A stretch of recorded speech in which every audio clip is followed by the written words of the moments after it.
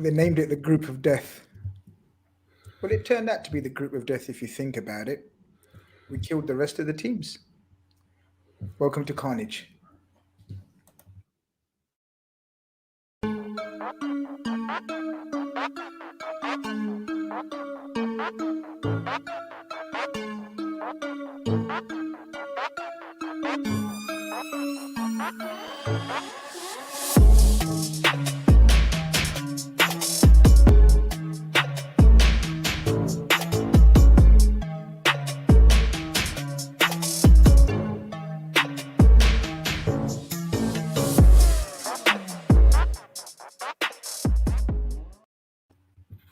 Good evening. Welcome to another episode of Carnage, where we get to discuss the magnificent team that we all support. The magnificent team that's 25-0, finished the top of their group with 4 wins out of 4. Was supposed to be the hardest group, turned out to be a cup of tea, didn't it, lads? My God.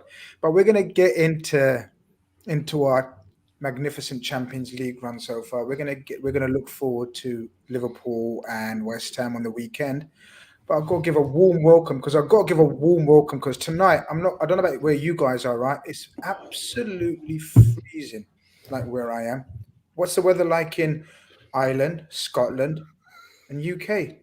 We'll start with Conroy. Conroy, how are you? Are you as cold as I am? It's actually, it was yesterday. It wasn't that bad, but the day before it was very cold, and this morning it was very cold. So we kind of had a mild day in between it, but yeah, it's been pretty cold this morning. Had to what do you call it? Use the de-icer this morning on the car, so that usually tells you when we're getting there. I use de-icer on myself, mate, first and foremost, before you get to the car. It's that mad. What's it like in Ireland, Kev? Mate, I left my fire in the front room to come out and speak to you guys. So I'm sat here. We're special. Yeah, I'm sat here in the kitchen at the minute with a coat on, and it is Baltic. It is absolutely Baltic all day long. It's pretty cold. It is cold, man. But it's November. Chris looks nice and cozy, though. Chris looks nice and cozy in his t-shirt. He's the only one wearing a lovely t-shirt, like polo shirt, I should say. Yeah, I've got the radiator behind the computer. That's why I'm all right. I'm in the conservatory. Like, can you see? It's a massive, huge conservatory where the heaters just don't do enough job. And I don't know, man. Can I afford another couple of heaters in here? I'm gonna have to get on Gav's case. Get the super chats going. Yeah, I'm gonna have to get on Gav's case. But listen, before we won't tuck into the talking points, I've got to give a special mention to my sponsors of this show, our magnificent sponsors at the lads and ladies at EliteMe.com. www.eliteme.com. Get on their website, check them out. Some magnificent products. I'm a user. Quite a few people have used their products, and it's the second to none. Absolutely fantastic. You type in LFC10 and you even get a 10% discount. So do make sure you go and check them out. But people, who wants to go first? Because I've been dying to speak about Liverpool to my mates. I can't stop talking about us. It's one of those ones, right? Because we were magnificent in that first half yesterday. I was saying to a couple of mates that I went to the AC Milan game. Conroy, I'll start with you because you're my hostess with the mostest, the co-hostess with the mostest. So you get first dibs. Sorry, Kevin, Chris. It's the way it works sometimes. It's all right. Kev's already been complimented in the chat already. I'll just put his comment up there. The people are delighted he's on. Guinness, he's doing well. There you go. That's tradition. The Guinness and the Irish lads, that's fucking tradition, isn't it? I'm used to it. Years and years of Gav downing the Guinness, man. I'm bloody used to it. Conroy, I went to the AC Milan game. I think it was the first game of the campaign, wasn't it? Someone correct me if I'm wrong. That was the first game, right? Because Porto away was the second, so yeah. And I thought that first half would be very difficult to beat, Conroy, because even though we went in 2-1 down, we were so fucking good. But this topped it. A, because Atletico Madrid are a far better team than the AC Milan team, and B, we didn't concede 2 goals sloppily. We were intense. We were aggressive. Everything that you associate with Liverpool under Jurgen Klopp in most of his tenure. Yeah, no, absolutely. I thought it was a great performance. I've got to be honest, Grizz, I don't usually get it right. Never score predictions, but it kind of played out the way I thought it would. You know, I knew we'd start quick against them. We'd have a lot of the ball because they're defensive. It's no coincidence, I feel like, obviously Trent's always great anyway, but because of their setup with the five at the back, I felt like our fullbacks, even Tsimikas at times, had time on the ball to express what they can do, and they're both very good attacking fullbacks, and you could see that from the start. I felt from the first 10 minutes, we just control when they had it, didn't really catch us. You can maybe say there's an argument in the first 10 minutes. I think, to be fair, Trippier hits a great first-time ball, and Carrasco, he actually was quite decent for them, to be fair. He looked, this might be a game, but as soon as we got a little bit of control, a few chances, builded that momentum up in the first half, I thought we were great. And as soon as the first goal went in, to me, I just felt like, even if they had scored, I felt like we're winning it. And I'd say it was a very composed performance as well. I really liked the fact that, you know, how, I know we'll get into it more about the red card, but when that happened, I felt like we were smart. We didn't try and play, maybe games like the AC Milan, we went a bit, not gun-ho, but we tried to make it like, oh, we're amazing, and forgot about just like taking the sting out of the game. I thought we'd done that really well, and yeah, I was really, really happy with especially the first half. I thought it was a really, really good performance. Chris, did you, when you saw our lineup, was there any surprises for you, or did you have that kind of team in mind? There's always going to be one out the front four that we, as we call them now, that's going to miss out usually, unless we go to a different formation. There's always that one probably dilemma of centre backs in terms of Konate and Matip.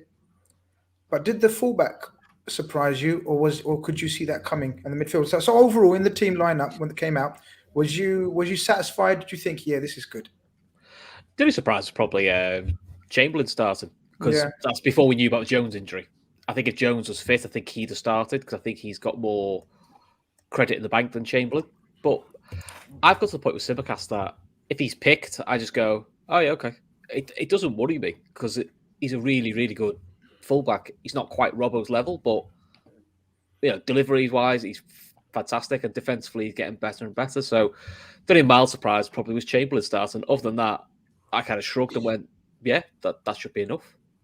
And Kev, when you saw their lineup, did you think, because we had Kendall, the Newcastle fan, and Atletico fan as well, she is, and she gave us some great insight, and she actually predicted the exact team, which was quite surprising, because I think me and Conroy were saying, well, if he picks that's quite attacking to come to Anfield. Especially Carrasco, we thought Lodi would start. So when you saw their team and the way they started, and Conroy's right, I know we were magnificent, but we did the first 5 minutes, they did sort of get a bit of a rhythm going. Yeah. Did he surprise you with his tactics and team lineup? No. The lineup for them really picked itself with the suspensions. Carrasco's in the form of his life in Spain this season. He's flying it. He's way ahead. He's streets ahead of Lodi at the minute. Their systems, that 3-4-2-1, similar to Brighton, but the difference was Suarez gave Virgil and Matip someone to mark, whereas Trossard didn't. And with Trossard playing the false nine properly, it allowed Brighton's two attacking mids to run off Jordan Henderson. And it's a very similar system, apart from Suarez being the focal point and things having to go through him. That slowed them down. That Legrand switch is on in that system all the time, from wing back to wing back. And you could see Trippier trying to do it more, because Carrasco is 6'1", and he is a winger. He's a left winger by trade.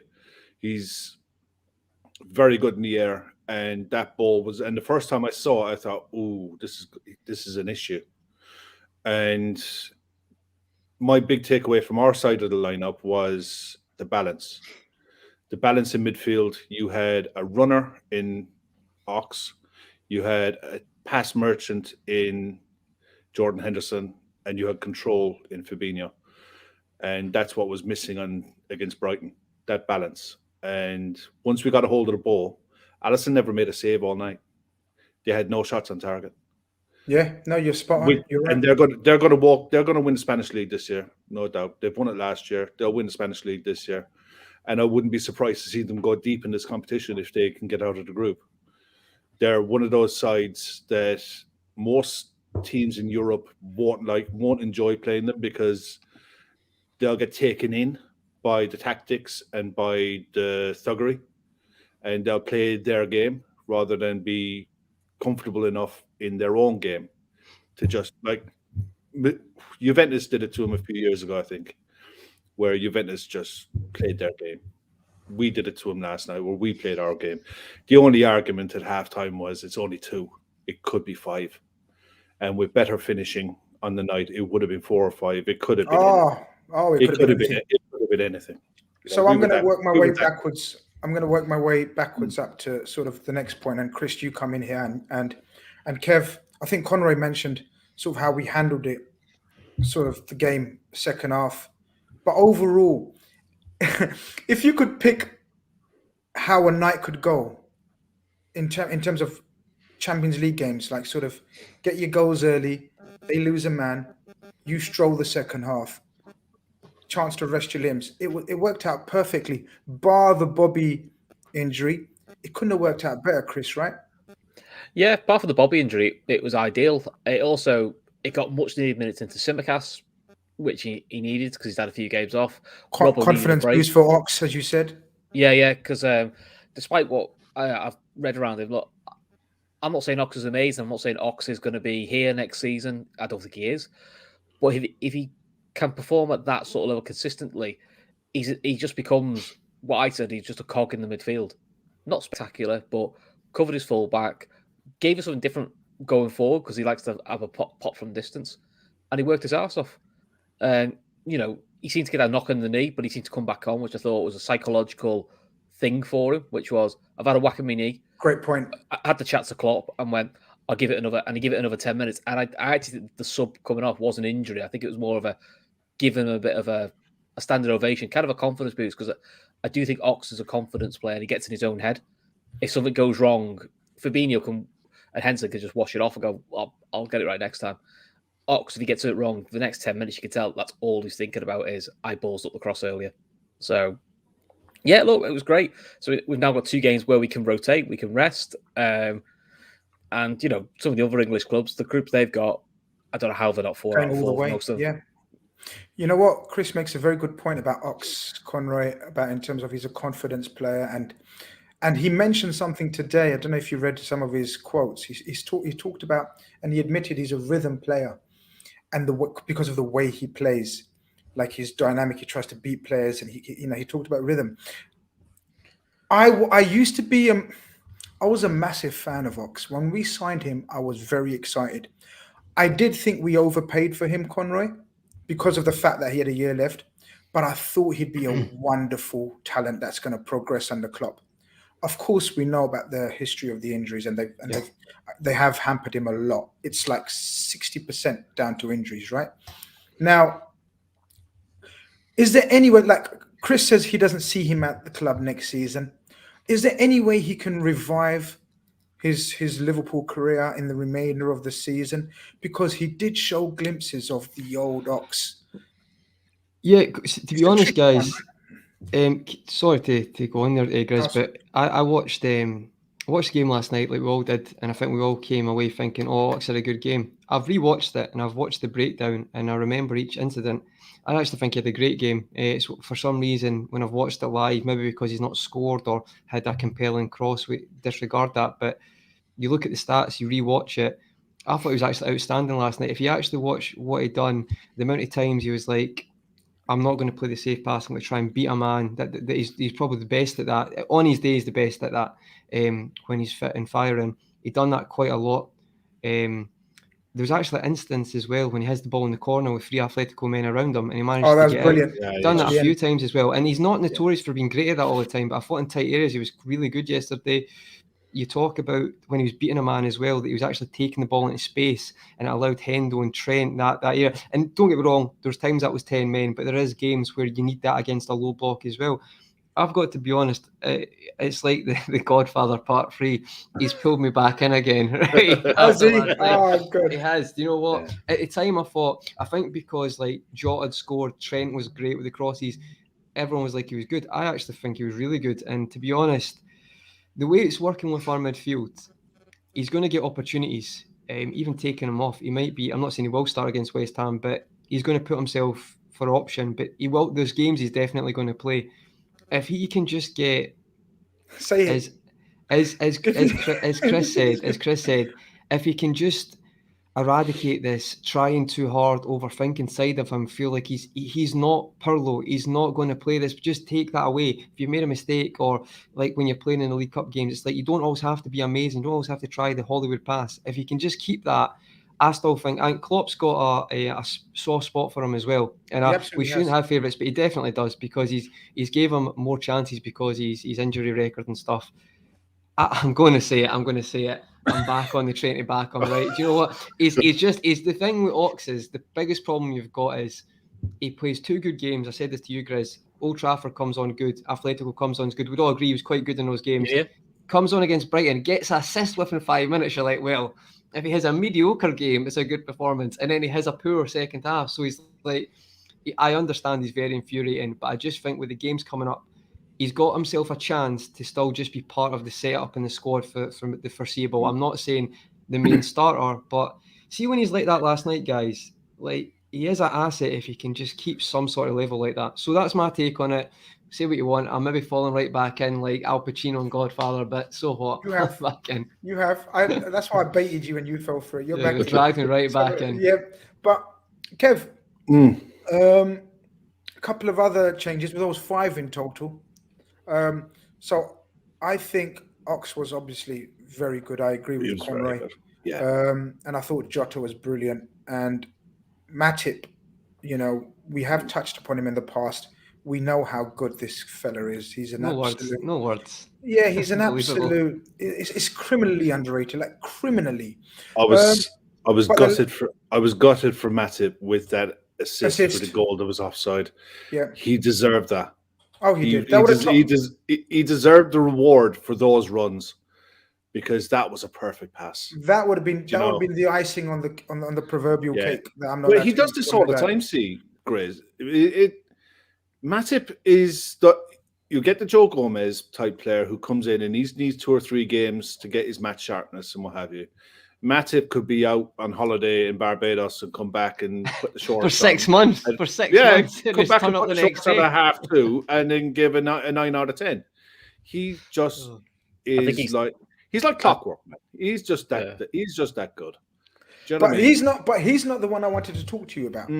Even though you've given us a rundown of Matip's performance, I love him. Now you earn your money, because I want a double opinion. Now I want your opinion on, for me, who was the star of the show, Tsimikas. Kev, talk to me about Tsimikas' performance, because they had a very attacking team out. Not only did he was part of a defense that kept a clean sheet, and as you said, kept him to no shots on target. And also he's I didn't even know this, but he said 6 starts and 6 clean sheets every time he started. So not only that has he improved on. Chris mentioned something about last season or previously where he didn't know quite where he was in the team or in the back line, which is absolutely understandable, because our back 4 picks itself for how many years, right? How good was he for you going forward as well, and his link-up play? I think when you look at who was in front of him, Ox was coming into the side on the back of a horror 45 minutes. Let's be fair. He would have been crucified for that. You're going against Angel Carrera, very good player. Kieran Trippier, very good player. Both in form. Both going to be looking to get in behind you. Yeah, you got Virgil next to you. But, you could get isolated in that position quite easily. Never did. He looked very comfortable. He looks comfortable in his own skin. The fact that he knows his game. He knows what he's good at. He knows what he can do. He's very confident at playing off the opposing box with whoever's playing on our left wing, making 1-2s, getting in behind, putting across.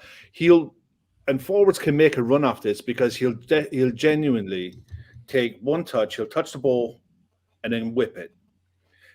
Forwards can time runs off of how he puts deliveries in.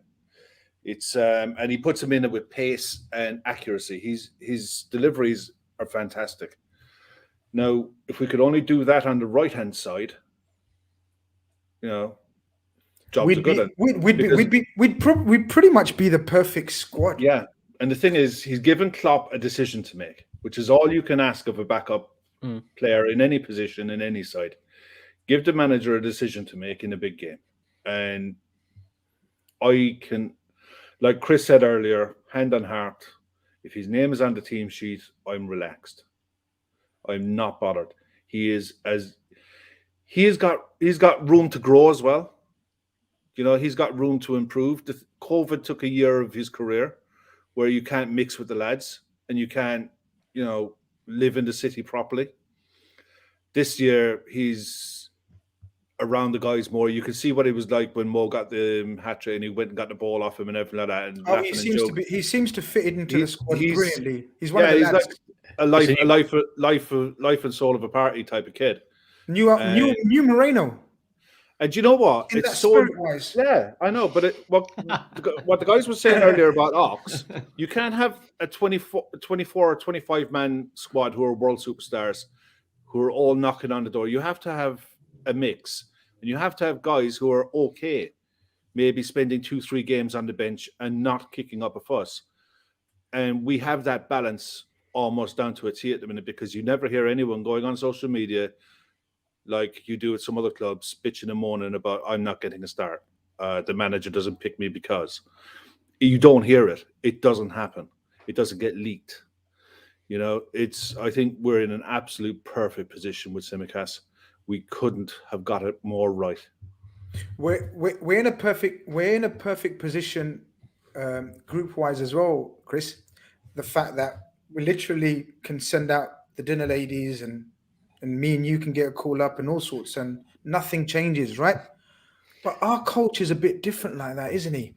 And he came out and he spoke about it afterwards, and he said, there's going to be fans going to these games for the first time in their life. And he said things like, I almost owe them a team worthy of sort of representation. It indicates to me we're not going to get a call up, are we, Chris? He's going to play some decent players in there. Does that worry you at all, looking back what happened to Jota, or are you relaxed? It worries me. I've just bought me boots. Yeah, I know. I've got them a treadmill and everything. Do you know what I mean? For me, extra yard. Get that invoice sent to Anfield pronto. Get that invoice sent straight away. It does mildly worry me, because there is part of me thinks Klopp's that as a little bit of toffee, because he's not going to say, yeah, I'm going to play the kids, because you probably get a bit in trouble with UEFA for admitting that you're going to deliberately play a weekend side. But we have seen with Klopp, we went to Midtjylland away and he played Salah and Jota up front, and you're like, oh. Now, admittedly, I think if we beat Midtjylland, I think we topped the group. We didn't. I think we finished second, so maybe he wanted to top the group. He literally has topped the group. So I would like to think, I would like to think the likes of Kelleher, Tsimikas, Gomez, Khanage, they all play. Jones, Chamberlain, Milner's your midfield, and then your front three is, I'd love to give Cade Gordon a run out with Origi Minamino, Tyler Morton, get him his Champions League debut. This is probably Klopp's cultural way of going to lads, well, you've earned the spot. So Tyler proved to me I can use you in a league game. So I could see him playing one of the front three, and maybe one of the main midfielders, and then putting a bit like a League Cup side, where he puts a couple of experienced players in. But with the 5 sub rule, he may even go Fab, you play first 45, Hendo, you do second 45, Salah do 45, Mane do a 45. Because as much as people don't, I know it's a dead rubber, but you try telling Mo Salah he's not playing, and I think that's the problem he's got, and especially inside his contract, that's going to be an issue. Chris, honest to God, I know what you're saying, and what you're saying. I don't agree with it. I exactly. I kids. I was going to say what you said makes the most sense, right? But Conroy, I'm not having it. I literally am not having it. Because I think this comment though might be a reason as well, Grizz. Just the comments have been saying that it's 5 million for those 2 wins, and all jokes aside, that is quite a lot of money for us. No, I'm not going. No, I'm not going down that route. I'm not going down that. I'm not having that. Take that off, because you know what that's gonna. Because you know what that's going to do in it. That's going to encourage the FSG in and out debate. Mad heads. Yeah. Why do we have to watch every penny? And we shouldn't have to. And our coach especially shouldn't have to. His responsibility should be the welfare of his players, the health of his players going into the crucial part of the Champions League and Premier League season. He should not worry about, and maybe I'm getting a bit serious here. I don't often get serious, like, you know me, guys, right? But it's true though, right? He should not be worrying about 2.5 million a game, you know, whatever. And I'm sure he's not. He said it off the cuff. I don't think he actually means it in terms of he's been ordered to play a stronger team. So let's get it out there before there's some mad heads in the chat that start saying, "Oh, FSG have ordered him to play a strong team. FSG out," because we know they need the slightest excuse. But my opinion would be, I'm not taking any risks in those two games. What Chris said, I agree with the back four, the midfield as well. The likes of, I'd even play what's the new lad, Tyler Morton. Experience. What an experience for him. What an experience it would be. You put Tyler Morton in there with James Milner. Absolutely fine. And Curtis Jones even, or Curtis Jones, or whatever. Yeah. Hopefully Naby Keita's back by then, and Henderson, Thiago, everyone's fully fit. So I would not take any risks. But, you know, we have to learn from last season, because that was an absolute killer for us, losing Jota for 3 months. Yeah, for once, you hope he listens to the medics, and any players who are anywhere near a red list shouldn't be even on a plane. You know, I agree 100% what Chris has said, and I can see all the merits in why he's saying it. But there's probably 5 players in our first 11 that you don't need to play. Name them. Alisson, Van Dijk, Fabinho, Salah, Mane. You maybe I'd add more, Kev. No, but those 5 for me are pivotal. That's your spine. Those five for me are pivotal. And anyone else, you can put Thiago in for Henderson. You can put, and vice versa. You could put Jones in for Ox. You could put Ox in for Jones. You could play Jota or Bobby. You don't have to play both. But there's no Tsimikas type replacement for Salah or Mane. You know, if the drop off in those 5 positions for me are way too big. And in fairness, I want to see Joe Gomez getting a run of games. You know, I want him to know that.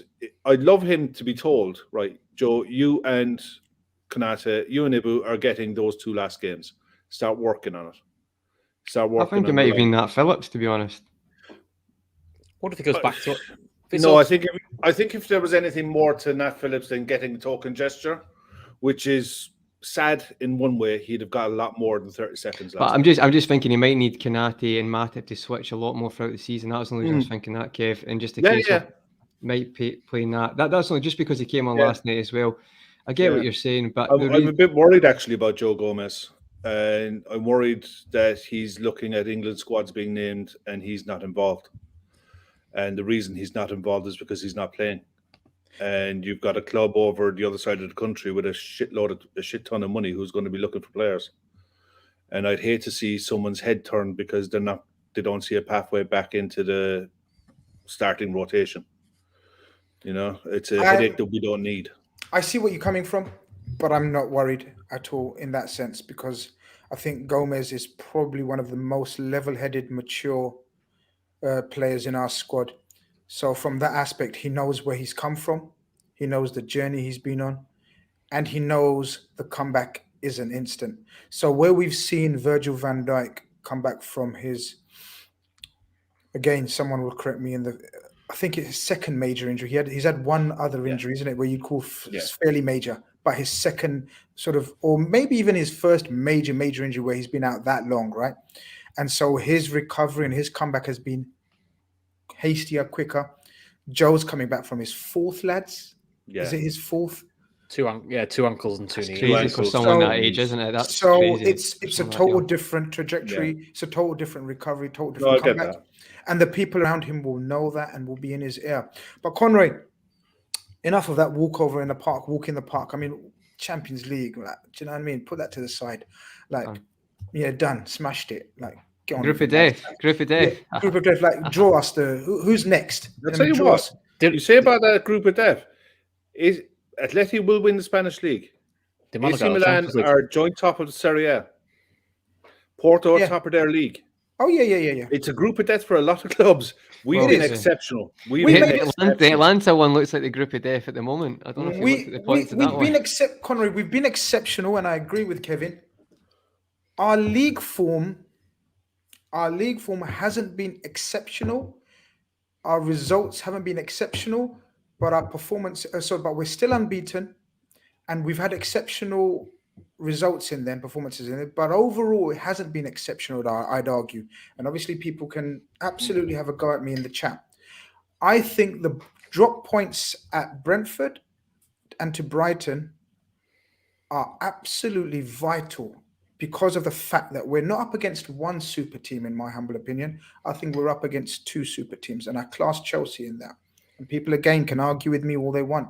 It's all about opinions, which makes this game on the weekend very, very vital that we pick up 3 points. It's that word we've used a lot in every show, margin of error. Would you agree? Because now, whereas if we got a draw after we had beaten Brighton, it wouldn't have been the worst result. West Ham are absolutely flying, but a draw puts us potentially 5 points behind Chelsea.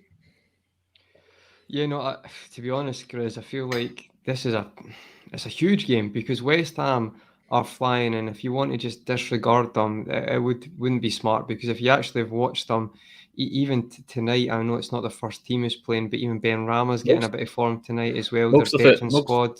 A lot of the first team played though. Yeah, but what I mean is, like, they're getting, I think, they played their centre backs. I don't know if they did tonight, but the past couple of weeks have been playing, switching their centre back pair and still playing quite well. There's quite a bit of depth. I think me and Kev spoke about that previously, with your Yarmolenko's on the bench and stuff, at Lanzini to come on. But the first team, and when you've got Antonio as well, who's just unplayable at times, it's a massive game.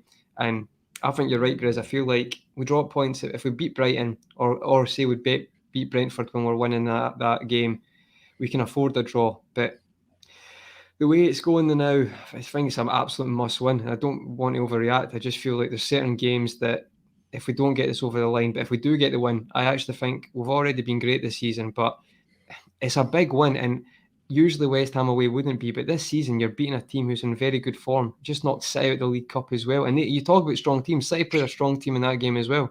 So obviously they can all the time, their second team is equivalently could get the top four, but I genuinely think it's a massive game. They're in form. Bowen, Antonio, they've got a lot of different threats. So yeah, I actually think it will be a very good moment for us if we can get a win. I think it would be a bit like we said, United 5-0. I think getting a win away to West Ham right now, I'd say it'd be a big statement like that for me. It would show our title challenge and put us right in it. And I don't know how the fixtures are working this weekend, guys, but who are Chelsea playing? Are they before or after us? Could be before. They're before us, I think. They got Burnley, I think. Or So like that. that's what I mean, Chris. They've got Burnley at home, which, is a nailed on the way they're playing. They seem to be having a good run of fixtures now, Chelsea. Is it just me? They do, but their run of fixtures post the international break is when it starts to get tasty for them. Yeah. Chelsea have been the opposite of us, as in they're beating the teams they should beat until they come against a top side. Juventus drop points. But Chris, I know you're going to go down the route of. Actually, you might not. I might have misread you. Let's see. But I think you're going to go down the route of Chelsea will fall away. We need to. You think Chelsea, and you probably think City are the main targets and will always be our closest rivals. I've disputed that with everyone from the start of the season. I genuinely think Chelsea. I think the way he's handled his squad without Lukaku and Werner in recent weeks, even with having an easy run of fixtures, absolute piss easy. Norwich, Newcastle, Burnley in a row. You expect them to wipe the floor, but then this Premier League doesn't always work like that. We found out against Brentford it doesn't work out like that. City have found out against Southampton at home, and the other day Palace.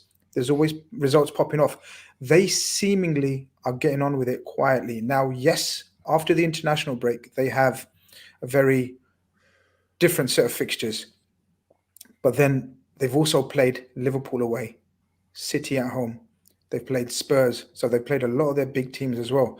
It's vital we get 3 points because 5 points is still in this season. I think it's a vital gap that could develop even further if we don't pick up 3 points. Are you confident going into this West Ham game? First, and what have you made of West Ham under Moyes? Because we always take the piss out of Moyes and whatnot, but he's done a very steady and amicable job, in my opinion, there. Yeah, I'm confident we'll win, mainly because we've got Fabinho back, and I know Fabinho played in 3 of the games we drew. I tend to think if we play 2 of Fabinho, Henderson, or Thiago, as long as 2 of those 3 on the pitch, and then we have a slightly more expansive midfielder next to him, I always feel quite confident. When it's just one of them playing, we don't quite have the balance right. So Fabinho coming back, get an hour on his belt, makes me a bit more confident. And the only niggling concern I've got, and I'll get pelters for saying this, is I don't think VVD's been quite at the level. It's understandable because he's coming back from a horror injury, but just a couple of positional things where he's getting himself in the wrong position and he's showing the back of his shirt too many times, which normally means you're in the wrong position because you're not looking properly. Last 2 or 3 games I've caught that. Now that could just be a bit of rustiness, but Antonio's 5 in 9 against Liverpool, and if a fat lad like me's noticed it, I'm pretty certain clever people like West Ham have noticed that. But West Ham, I think they're really impressive. They've got lots of talent there. I like Fornells. I don't know what it is about him, but he just seems to be a player where he's busy and something happens around him. And I think they've covered the loss of Kufal, who's just getting fit now, really well, because Ben Johnson, who's come in, has done really well. I like the 2 centre-backs. I think they complement you very well. Cresswell's a classy left-back. And Bowen, you can see why Liverpool link with him. He's just doesn't stop pressing. Probably a little bit careless of his finishing at times, but he's a nightmare. And they're just one of those teams where I don't think they'll finish top 4 because I'm not quite sure the depth is there once they get into the deeper part of Europe. Though, to be fair, they have managed Europe quite well so far. But I look at West Ham and going, they're a comfortable Europa League top 8 side now. And they're one of those sides that on paper we should beat, but you've got to be at your best to beat them. These aren't a team that are like Norwich. You can turn up half-arse, half-pissed and still beat them. You're spot on. Kev, do you see it that way as well? Because I pretty much agree with what Chris said there. I do. And I think the fact that they're a comfortable Europa League team now, that's quite some progress. I know he's spent a bit, but he's not sold any of his big players. There's been obviously noise around Rice and even Souček, a lot of suitors after these type of players, but they've stayed loyal, and he's done a decent job the last couple of seasons. Do you see them a threat to the top 4? And how do we approach and how do you think the game pans out on Sunday? I watched a bit of them tonight, and look, they'll line up 4-2-3-1. They'll Souček and Rice will take it in turns as to who goes and who sits. Fornals is a very good player, Spanish under-21 international, on the verge of getting into their full national side. Ben Rama's back. Bowen looks tidy. I think Zuma has been a great signing for them. 30 million looked expensive at the time, but he looks like he's settled right in there. And Ogbana, yeah, he's a wily old head, and he knows how to defend. He loves defending. They're a very efficient side. Moyes has got them playing to probably the best of their potential. They're as good as they can be with the squad that they have. But I watched them tonight, and you can get at them. You can, with quick interplay in or around the box, you can get at them. You can quick link 1-2s, get in behind. I think we go there. I think we win. 3-1. I think the Brighton was the kick out the arse that we needed to say, look, you can't just rock up to these games and expect to win. We're 25 unbeaten. You know, matched the club record last night, and that's gone under the radar. It's going under the radar, and I love it. Yeah, I think it's like carry on. Every week there's a milestone we're smashing, and I think this group has just got it in them. They've got a bit between their teeth. you could see how angry they were at the draw. You know, they took the draw as a loss from being 2-0 up, and rightly so. You should not be losing a 2-goal lead to anyone, irrespective of how good or bad they play, unless you're down to 9. You know what I mean? But I think West Ham are a very good side. I think they'll finish in the top 6. I think the Europa League could hurt them like it hurt Leicester. They're very good 1 to 14. But after that, you're left with the Martin Nobles of this world, who, like Jimmy Milner, is absolutely fine to play the odd game, the odd 20 minutes here and there, but you can't expect him to do 2-3 games on the bounce. You know, but if you handed West Ham a Europa League run and a top 6 finish at the start of the season, they'd snap your hand off for it. You know, I think they're the second, arguably, they're number 2 in London, you know, behind Chelsea. I think they're ahead of Arsenal. I think they're more efficient than Arsenal. I think they're better than Tottenham. And Palace are doing well, but they've got all of those type of games to come as well. That's why it's a massive disadvantage for London clubs. You got so many derbies there, so many games to be up and down for that can go any way.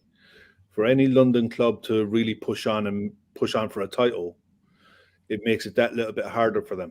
You know, so that's where I look at Chelsea and I think, yeah, look, you've done well.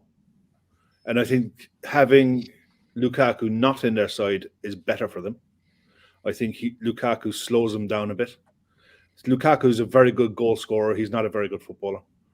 I think Havertz is an excellent footballer, and you can play off and around him. The number 10s that Chelsea have, I think, can link better with a Havertz than they can with a Lukaku. Although Lukaku will get them goals, but I think they'll play better football and win more games with a Kai Havertz than they will do with a Lukaku. Interesting. So I think it might be a blessing in disguise for them to be able to get other players into their game. You wouldn't have seen Pulisic, Hudson-Odoi, these type of players interlinking the way that they do, getting the goals and assists that they do. When Lukaku plays, they're looking at the wing backs more. You know, your Chilwells, your Alonso's chip in with goals and assists. You know, Reece James will chip in with goals and assists. But when Kai Havertz is playing up front, say Ziyech will get in more often than not. Mason Mount becomes more important. Their midfield stiffens a bit, and their forward players play like forwards. You know, so I think Chelsea and Man City are the 2 rivals. Whether they last the pace or not, who knows? But I know one thing, that any side who gets 92 points, 90 points plus this season, if that's not good enough to win you this league with this level of competition, there's something wrong. Yeah, the thing is, Kev, as well, Lukaku, it's like, what I think is good about Chelsea is Lukaku will save them in games where the tactics haven't worked, the interplay is not there, and then that's when you can go to that, and you can say what you want. I think you're absolutely right, but they'll win those games with Lukaku. People can go about who the level of teams you scored against in the past in the Premier League, but you can guarantee when it's 10 minutes to go at Stamford Bridge and they're chasing a game from the kitchen sink, he's a diamond to have in those games. So Giroud was the same. Giroud was the same. Sure. And obviously, there'll be other games where Lukaku can obviously link in as well and get goals. But I just think that's such an asset to have, because I think they done it against Zenit as well. They didn't play well. He scored the winner. He's just good at that. And I think that's maybe going to be key. I think it's a really good point, Kev. Conroy, going back to you, sort of with that breakdown Kev's given us on the way sort of West Ham are likely to set up, and I think pretty much that's it. We know the back 4. We know the 2 in midfield, and then they have Benrahma, Bowen, and Fornells behind Antonio. So there's pretty much a 4-2-3-1. Antonio is quite a handful. Pace, power. But we've faced plenty of those, right? Our back four's faced plenty of those pace and power types, even though he does have a good game against us. How do you see us setting up? So we can start off with the defense. You know, the question on everyone's lips will be, do we bring back Khanage because of the pace and the power? Or do we stick with Matip, who was majestic? Okay, he had 10 men to face in the second half, but he was majestic nevertheless, even in the first half. What would you do? What do you think Klopp does? And the Robertson Tsimikas. Yeah. At the moment, I'm thinking, I am actually thinking it would be Khanage in, but maybe I'm more thinking that maybe we'll stick with Matip. I'm just thinking he done well against the pace at Old Trafford, and Antonio's obviously very strong. He's not just fast. but having someone like Khanage who can equip that and hopefully, because obviously what Matip has an experience is going to be a lot better than Kanate's physical ability. But I think for this type of game, we're pushing high. I think it actually might help. So I'll go for Khanage at the moment, but it's on a knife edge, that one. Regarding the Robertson and Tsimikas one, you know, I get asked this one.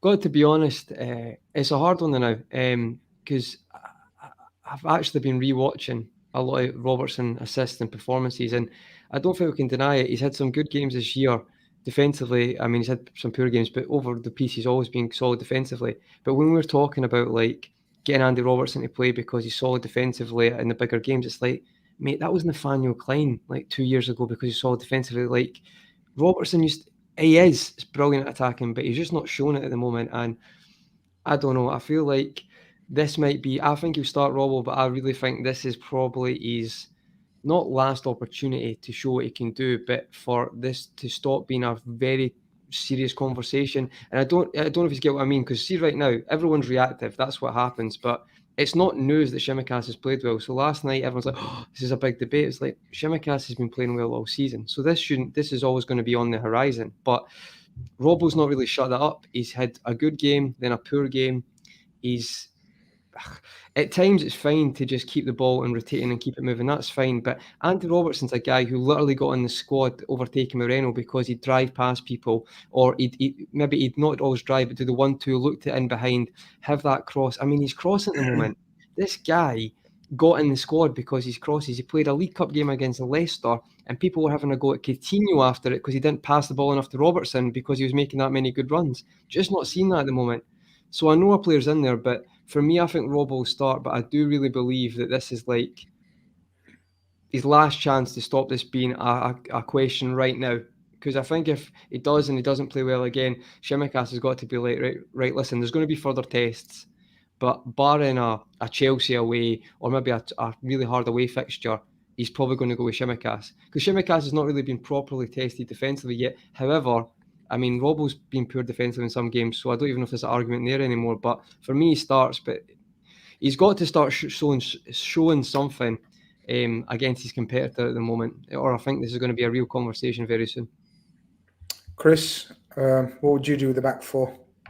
I'd keep Matip in because we beat them 3-1 at their place with their strongest side, and we had Phillips Henderson at centre back.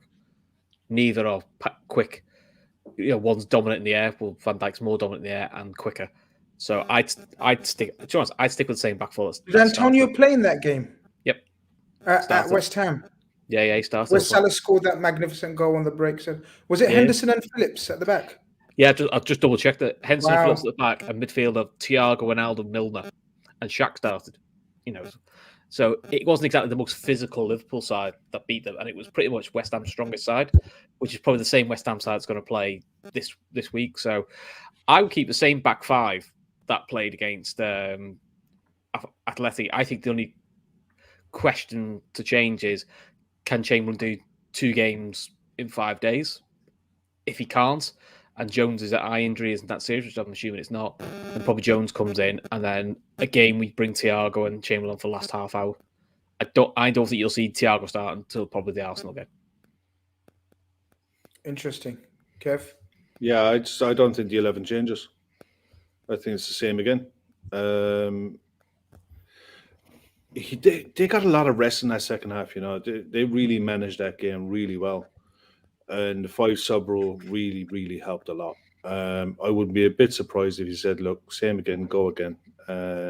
There's no reason why you wouldn't. The interplay, especially with the international break, straight after. The interplay was so good that it would be hard to turn around to anyone and say, look, yeah, I'm taking you out for whoever. And the fact that Thiago only got 30 minutes and it was snail's pace, let's be honest. You know, it wasn't a real game by that stage. It was just a stretch your legs type of thing. I don't see any reason why you make any changes at all. I can understand an argument for Robbo, and if Robbo came in, good, fine, no problems. That you don't skip a beat. But in general, I'd have no qualms if he turned around to the same lads and said, "You earned your spots. They're your starts. You keep them." No, I think I pretty much agree with most of that. I think, but I just got a feeling the fact that Thiago got a specific 30 minutes and he was given a run out, and because he was so good last season, as Chris says, in that fixture, he was beautiful in that fixture, and then added to the fact that Oxlade will be having 2 games in 5 days or whatever it is, and he got a bit of a knock. I could see that being the only change. I agree, Matip deserves another chance. But it's amazing, isn't it? We've actually got options. It's nice to have decisions to make, isn't it? And they're absolutely quality options, Kev, as well. It's the decisions like we all agree that we wouldn't be bothered about. Do you know, we wouldn't, whatever team would be selected, we'd be saying, oh, that's fine. Yeah, I don't think anyone's head's going to fall off at half an hour or an hour, when the team sheets are out, unless he does an absolute. No, madness. Chris is like wait. I say join us for countdown for kickoff because it's been live the last couple of ones, hasn't it? They have, but I don't. I mean, in fairness, the United one was a personal favourite. Unless he turns around and decides to start Divock or Taki, then do you know what was really interesting when Taki came on? Taki came on in the 8th, and I thought, ooh. That is actually your best position. If you're going to play one free running midfielder, one holding midfielder, and one box to box, Taki Minamino in that free roll. Taki could do that Oxlade role very well, in my opinion. He could. Whether he could do the defensive side is something I'd like to see tried in a League Cup game. Try that against Leicester and see how he gets on. It could be a reinvention of a role for him. But, I'm not nervous about this game. I'm really not. Our away record is outstanding. To coin a Brendan Rodgers phrase, we're outstanding. We have character. Don't say that one. Listen, you don't. We're outstanding. We are very good away from home. No, it's a character one, mate. It's a character. No, but it's true. Look, we jest, right? But its character is it is something outstanding in this team, and it is character because through all the adversity and coming out sort of 25 game unbeaten is magnificent. You don't do that without character. You just don't do that without character. There has been lapses of concentration. And Brighton played brilliant. Yeah. So the lapses of concentration were against Brentford. I don't think Brentford are as good as people made out at the time. I thought we were absolute crap against Brentford. I think Brentford are in trouble now. Yeah, and it's proven so that most people have beaten them since then, right? But it's not that. It's not just that now. They've lost their keeper. Yeah, they've lost their keeper for 3 or 4 months. Yeah. Okay, fair enough. But overall, I still think they're probably going to go down anyway. And I thought Brighton were magnificent on the day, and we were at 2-0. We were not efficient enough. We could have ended it. So look, West Ham is going to be very tricky. I think it's going to be a very awkward game. West Ham. David Moyes will have been hurt. We've been hurting since the last couple of times where we've gone there and just walked all over them. And we know we're not his favourite club. So he will want to put on something of a showing this time round. Full house as well, because last season was an empty stadium, obviously. They backed him. So I was at the game 2 seasons ago when we beat them also.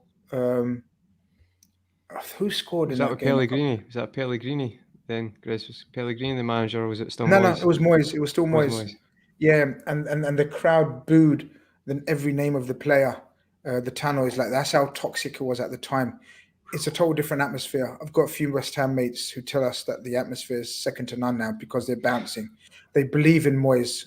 Sorry, go on. Was that the 2-0 game, Grizz? Was that the 2-0 game when Ox scored Salah outside of the bit ball? Yeah, that's the one. That's the one. And we were so comfortable, I remember. It was an absolute walk in the park. So he will remember last season's thrashing and that one, and he won't have liked that. So they're going to try to make it as difficult as possible because we know David Moyes, regardless of how attacking and adventurous he's been, I think he's gonna revert to type. He won't give a shit about how people perceive it or perceive him. I think they're going to go very defensive and try to hit us on the counter. The decision he's going to have to make is Fornals or Noble. If he goes with Noble in a 3-man midfield, I'll be made up. Yeah, No. He won't go. No, he won't go noble. He won't go noble in every way.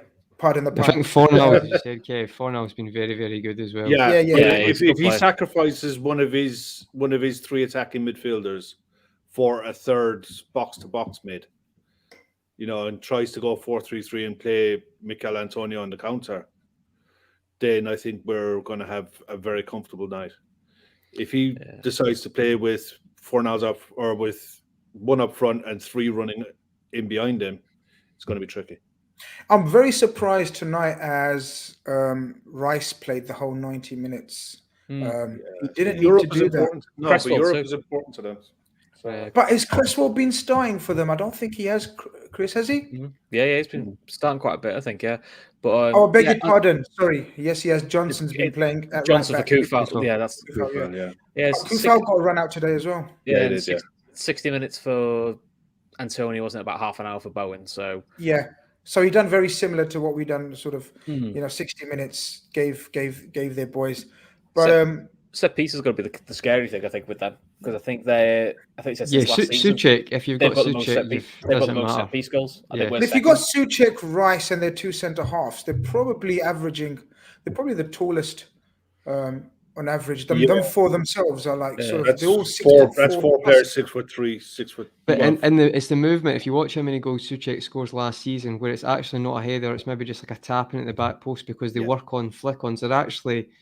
Probably we should work on more set pieces, to be honest. They look like they work on using their strengths for them. And I know that I get they're big, don't get me wrong, but they don't just hoof it in the box. Like there is good movement. And I'm always impressed when I watch Suchek, to be honest.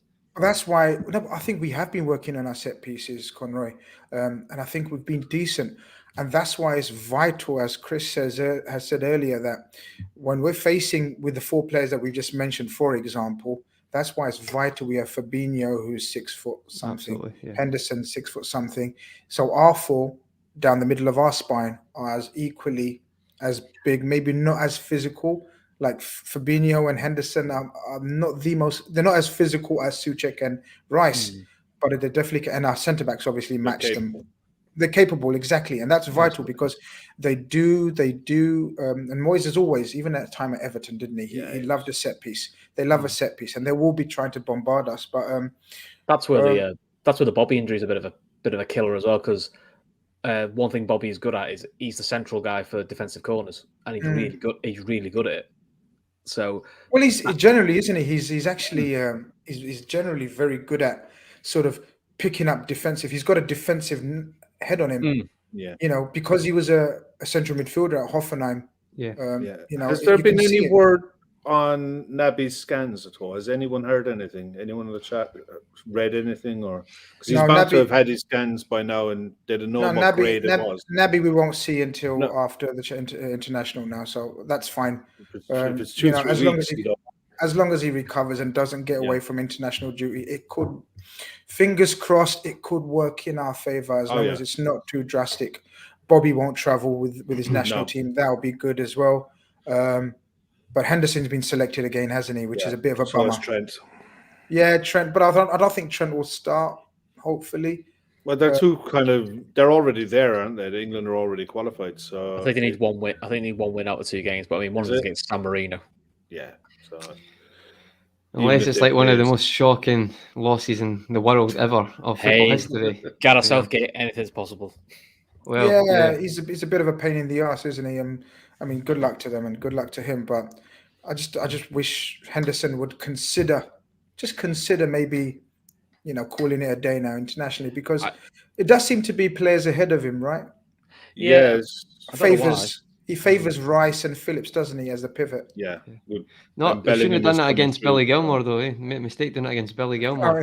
First start, that's all I'm saying. Man of the match at Wembley. I know any chance I get. In the most boring 0-0 draw ever. Mate, not for me. But as I say, I think you've got Bellingham coming through, which I think they'll probably look to in the future. But I've said this before, we're not going to get in the Rice thing, but I think Rice suits that. I think we said that before, Grizz. Rice suits that 4-2-3-1. No way is he steps in any team and is one of the best midfielders. No way for the money they're talking about, but we won't get caught in that. I just wanted to say that. Big debate. No, there is a debate around that. There is a debate. If you want someone to stand in front of your back 4 as a screen, He's perfect. He's very, very good at it. He's got a good pass in him as well. Very underrated passing game. What we'll see though is as a DM, I'm talking like Fabinho level. He's not there for me, and I don't think he'll get there. He's still young, though. He might. Yes, He for, might, for, yeah. 100 million, mate. No, Crazy. you'd want to be the ready-made Taylor. Exactly. But how old is he, lads? He's still young. I mean, 24, I'm. I think. Oh, is it? Yeah, Yeah, 2024. It's not very old, no. No, I think he's 22 because I saw Yeah, something. he's very He's young. 22. I was going to say I'm very surprised if he's 24. I mean, I could I be thought he was wrong, but 21. Feels like he's been around forever. But this is my point, Yeah. Chris, and the way he's evolving there. Look, I wasn't his biggest fan, but he has slightly grown on me. 22 people telling There us you in go. the chat. Mm. He's growing on me, lads. And the fact that he's not surrounded by the most technical players when he plays for England. And West Ham, okay, you'd argue some of the players around West Ham are probably more technical. Like Souček's very underrated, and we've discussed Benrahma, who likes the ball to his feet, whatever. He has developed his game, and so as last season, Kev was saying, talking about his DM as a shield just for the back four. Yeah, He's actually evolved a added bit. goals. He's actually added goals, and dare I say it? Here's a hot take. Here's a fucking hot take. He's got bits of the young Roy Keane in him. Seeing it in terms of box to box energy. In no way will he become, No, of course, it's very sore Roy subject Keane. still. Yeah, Roy Keane. But I've No, seen, between him and Grealish, two of them. Yeah. but stylistically, stylistically, I see a lot of his game, and obviously, Yeah. he's at a stage where now we see if he goes to the next level. Like he's reached a level where he needs a move to a big club to see, just like Forest to United for Keane. Right, everyone saw the He's tailor potential. made for Manchester United. Let's be real Let's about it. He's exactly what United need. Let's see. We were going to speak about sort of managerial, but I think we've absolutely nailed it time-wise. I think I've been a brilliant timekeeper today. You know, I'm brilliant sometimes. We haven't needed to talk about Eddie Howe coming back to Newcastle or whatever. You know, I think he's been brilliant. Did I get predictions of you guys? Because I want No, to not done nail you predictions down. yet, Chris. All right, let's go. Oh, I think Kev gave us his Yeah, I prediction. did. I said 3-1. 3-1 goal scorers I'll keep saying it, Virgil. until I it think comes so. right 1 week. Yeah. I'm doing One it as well day, now, Kev. I'm doing it as well now. Yeah, I'm doing it and as a well. celebrate. Oh, okay. I that'd think be nice. Mo gets off this barren run that he's on of 2 games, and Yeah. Mo celebrates if he can match the goal he scored last season. Oh, amazing. Yeah, if he can get anywhere close to that, happy days. Great There, the stuff. month's wrapped up again. Chris, I've got 3 ones. Salah double and Manny. And I think Antonio will score for them. have you been comparing notes or something used to? I know. Great minds think alike. Do you know what I mean? Go on, Conroy. Change it I up a think bit, lad. I think 2-0. I think it'll be 2-0. Hopefully Which we way? can continue this clean I'd be sheet. happier Right? with That would be Yeah. lovely. 2-0 us, yeah. I've got Just checking, turned just on a checking. leaf this last couple of weeks, Chris. You know, no. I do think it'll be 2-0. I was going to copy you, Kev, because Virgil's going to score one of these weeks, mate. But for this weekend, I think I'll go for. Depending on who's playing, I actually think I'm going to say Jota because I do think Jota will play, and I think I'll go for Salah. So Jota and Salah for me. Yeah, I 2-0. think I was going to go with 2-0 as well. But I'll change it. Just to be different, I'll go 2-1. And I think Jota's in such That's a too close. Don't like that, guys. That's too close for well, me. you know, it is what it is. You know, It's very Liverpool, though, isn't it? we're gonna see it through this time, though. Hopefully. Tenors bet we're 2-0 up after 35 minutes Yeah, again. do you know what I and mean? It's just like Exactly. Yeah. Yeah. Jota's on such a brilliant streak, and I think the rest has done him good. The rotation's done him well. He looks fresh. He looked a bit lethargic at the start of the season. I think he's coming into his own now, and I think Salah's going to have another empty, another game where he doesn't score, and I think angry Mane is going to continue because the last couple of games Mane's been angry, and I thought he was magnificent against Atletico, back to his best. That was the Mane that we kind of missed for a few months last season, and hopefully he's back. But that's it, lads. Been a magnificent show. Thank you all very much, man. You're all heroes. Thanks very much, mate. Sorry, Grizz. Can I just give one shout out? Because I always do Of it. course. To Yeah. LFC Women, who also played last night and beat Sheffield United on penalties in the Conti Cup. So they are now 8 games undefeated I saw that. in League and Cup. So nice cup. They're starting to turn a corner. So big game for the weekend. And obviously, absolute congratulations to everyone involved with the LFC Daytrippers for the magnificent effort with Sienna. What an achievement. A shout out to Mr. Gavin Doyle, the head boy himself. What a magnificent effort. Yeah. Absolutely incredible. And, you know, they all deserve a round of applause for that. And you guys who have supported the cause from the start have been magnificent. So loads of respect to all of you lot. You know, it's an example of a platform being used in the right way. And I think, you know, it's commendable. So, you know, and I think congratulate everyone. Absolutely. Everyone in the chat who shared it, everyone who's donated, everyone. Absolutely. Everybody. Even though I shouted out Gav, he won't like it, but it's Gav spearheaded it. But everyone who has been involved has been magnificent. But yeah, don't forget to check out my sponsor, www.eliteme.com. Honest to God, their products are fantastic and they're worldwide. Check them out. Go to their website, LFC10, and you get a 10% discount just over Christmas. It could be what you need to just calm your nerves and relax you, because this is going to be a tense Christmas period for all those teams that we mentioned. Don't forget to like and subscribe this show. Don't forget, I've also got my own small little channel in the background. Give us a subscribe if you haven't already. It's just a small little channel that's doing fairly well at the moment. I'd love your support, but keep supporting the Trippers, keep supporting everyone else in the chat. And the guys I've got, Conroy Talks. Yes, of course, Conroy Talks. And Conroy talks very well. So give him a follow. Yeah, there should be another word to the end of that. No, we're going to leave it. We're going to leave it for now. We'll assess it at the end of the season, right? What to put at the end of it. But this has been magnificent. This has been Carnage. Shout out to all of you lot. Have a great night.